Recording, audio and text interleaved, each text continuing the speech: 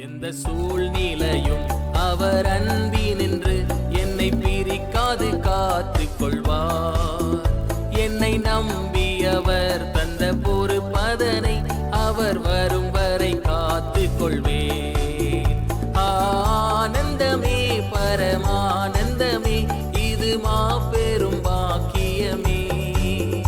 இந்த பாதலத்தின் சொந்தக்காரர் அவர், எந்த உள்ளத்தில் சொந்தமானார்.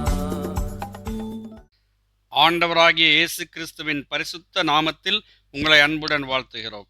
பரிசுத்த வேதாகமத்தில் யோவான் எழுதின சுவிசேஷம் 14ஆம் அதிகாரம் 29ஆம் வசனத்தில் ஆண்டவராகிய இயேசு கிறிஸ்து தம்முடைய சீஷர்களை பார்த்து, இது நடக்கும்போது நீங்கள் விசுவாசிக்கும்படியாக நடப்பதற்கு முன்னமே இதை உங்களுக்கு சொன்னேன் என்று சொன்னதாக நாம் வாசிக்கிறோம்.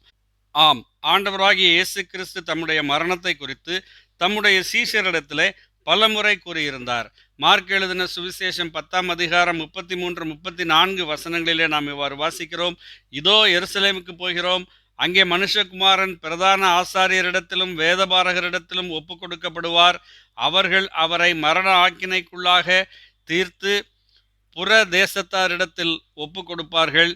அவர்கள் அவரை பரியாசம் பண்ணி அவரை வாரினால் அடித்து அவர் மேல் துப்பி அவரை கொலை செய்வார்கள். ஆகிலும் 3ஆம் நாளிலே அவர் உயிரோடு எழுந்திருப்பார் என்றார் என்று நாம் வாசிக்கிறோம். அருமையானவர்களே, ஆண்டவராகிய இயேசு கிறிஸ்துவனுடைய மரணம் அகஸ்மாத்தாக நடந்ததல்ல. அது ஒரு எதேச்சையாக, விபத்தாக, திடீரென்று நடந்த ஒரு காரியமல்ல. ஆண்டவராகிய இயேசு கிறிஸ்து இந்த உலகத்திலே வந்தது அந்த மரணத்திற்காகவே. பாவ மனுக்குலத்தின் பாவ பாரத்தை எல்லாம் தன் மீது ஏற்றுக்கொண்டு மனுக்குலத்திற்கு ஒரு மன்னிப்பை, பாவத்திலிருந்து ஒரு விடுதலையை, பாவத்தின் தண்டனையாகிய நரகத்தின் தண்டனையிலிருந்து ஒரு ரட்சிப்பை உண்டாக்குவதற்காகவே ஆண்டவராகிய இயேசு கிறிஸ்து இந்த உலகத்தில் வந்தார்.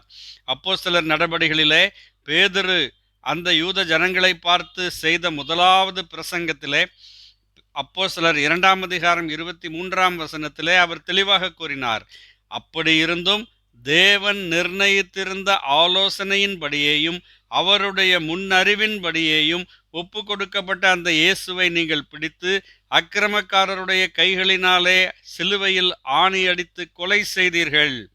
அவரே கிறிஸ்து என்பதை மிகவும் தெளிவாக அப்போஸ்தலனாகிய பேதுரு சொல்லுகிறதை நாம் இங்கே பார்க்கிறோம்.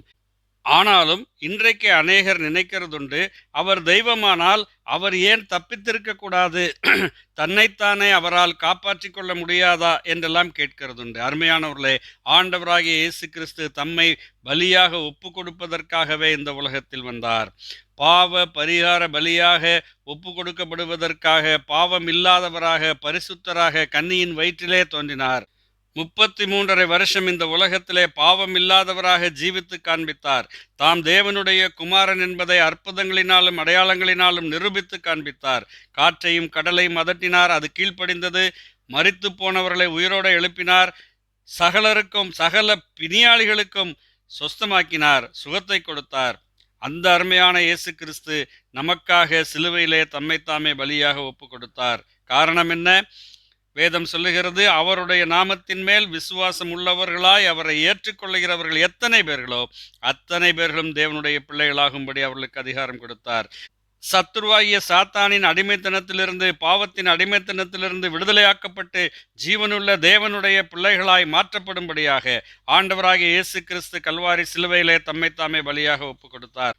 மரித்த கிறிஸ்து 3ஆம் நாள் உயிர் தெழுந்தார். இன்றைக்கும் ஜீவிக்கிறவராக இருக்கிறார். ஒவ்வொரு மனிதனையும் பார்த்து, மகனே மகளே, உனக்காக நான் ஜீவன் கொடுத்தேன், உன் பாவ மன்னிப்புக்காக, உன் விடுதலைக்காக நான் மரித்து உயிர் தெழுந்து இன்றைக்கும் ஜீவிக்கிறவராக இருக்கிறேன், என்னை ஏற்றுக்கொள்ள மாட்டாயா என்று கேட்கிறவராக இருக்கிறார்.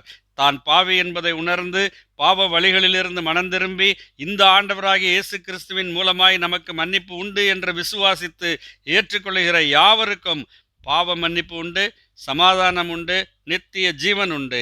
நீங்களும் இவைகளை பெற்றுக்கொள்ள வேண்டும் என்பதே உங்களுக்காக நாங்கள் தேவனிடம் செய்யும் பிரார்த்தனையாயிருக்கிறது. ஆமேன். நன்றி.